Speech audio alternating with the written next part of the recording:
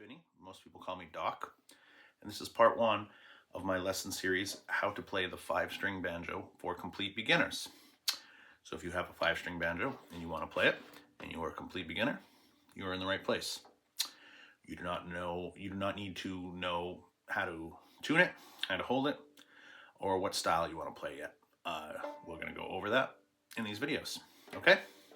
In this first lesson, we're simply going to learn how to hold the banjo, because it's very important to have proper posture so we can prevent tension and future injuries, okay? So right now I'm just sitting on my couch in a natural posture. I've got my legs bent. I've got no arms, no rests or anything blocking my arms, which is what I prefer. But if you like arm rests, I'm sure that'll work fine too. And I'm going to take the banjo, and I'm going to take the pot of my banjo. This is called the pot or the skin head. And I'm going to put it right between my thighs, right in front of my abdomen, okay? And I want it standing straight up and down, vertical. I don't want it necessarily at an angle like this, although once you get more advanced, playing it at an angle will not be an issue. So I have it right here, and I have the neck coming up at about a 45-degree angle, which is about what you want. It's different for everybody, but this is a good place to start.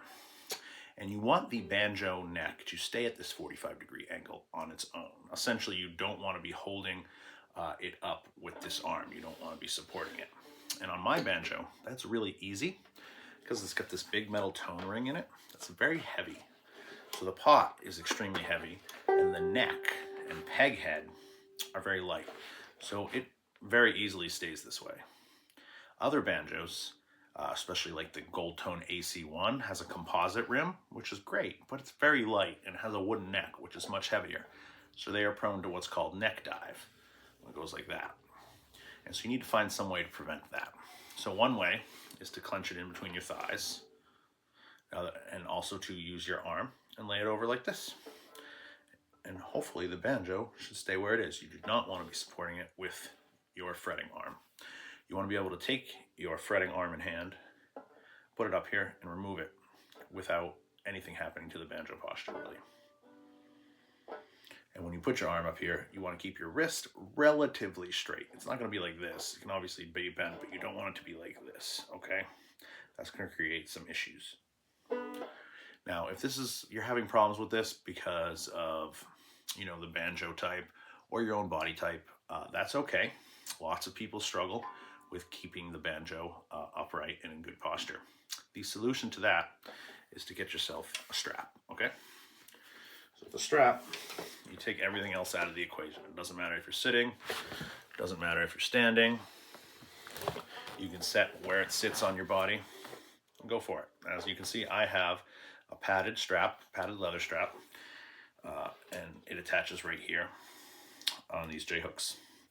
There are different kinds of straps. There's cradle straps that go all the way through around, and you can get a guitar strap and simply tie it to these. Just make sure it's secure. But you need some way to make sure that the banjo's staying up like this. Okay, so this is roughly how you want your banjo to look. It can be lower, it can be higher, but you want to be comfortable, and you want the banjo neck to be staying up on its own. And you don't want to have any tension in your body that could cause injuries later, okay? So, just hold the banjo just like this. All right, like I said, you take your fretting hand. These are called frets, so this is your fretting hand. If you're right-handed, your fretting hand will be your left hand, and if you're left-handed, your fretting hand will be your right hand. You just touch the front fingerboard like that. Remember, like I said, don't keep your wrist super bent. Keep it relatively straight.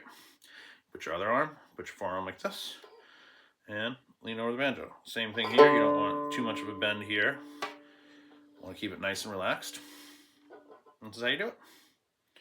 And the rest of the posture depends on other factors like what style you're playing and maybe what body type you have. But this is essentially how you want to look when you're playing the banjo for the most part. More specifics are if you're playing a finger style, you're probably going to be planting these two fingers right here and then plucking like this, like this, like this. If you're playing with a pick, you're probably doing something similar. You're sort of anchoring your fingers right here. you're strumming, and then you might have it up here. If you're playing claw hammer, you're not planting. Your hand is going to be free, and your forearm sort of acts like the anchor.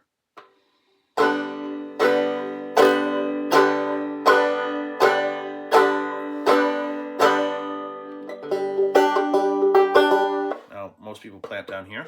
You can plant up here too, or you can not plant at all. It's really important for bluegrass style playing, but for other styles, or if you're just having fun, you can probably get away with not planting. But if you do want to play some serious bluegrass, you should definitely plant your fingers.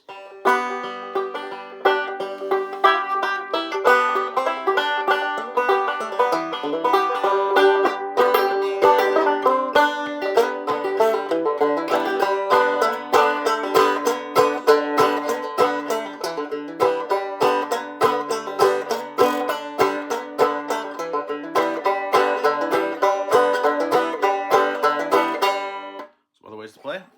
Sometimes I'll play it more like how people might play guitar, like a stereotypical like campfire guitar, and might have the neck more like this, and the pot over here on my thigh, and that works pretty well for me too. You just got to remember that you want to stay relaxed. You don't want to be hunched over. You don't want your wrists or any of your joints bent too much, but this works pretty well too.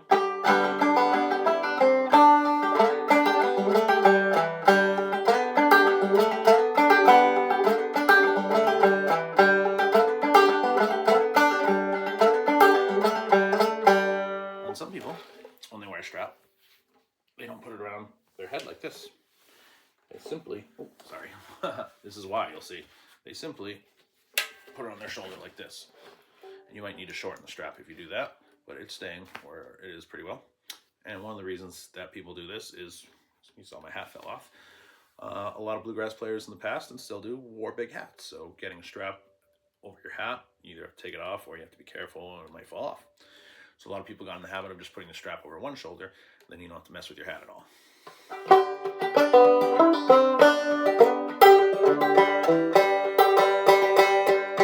Now, if you're going like this, you're touching the fretboard and you're finding it's hard not to bend your wrist, try flaring your elbow out a little bit, okay? Or flaring it in more. Yes, this is essentially how we want our posture to be. So if you're feeling comfortable with this, we can move on to the next lesson where we'll learn how to tune our 5-string banjo. And we'll learn how to tune it in open G tuning, okay? So if that's something that interests you, stay tuned for the next lesson.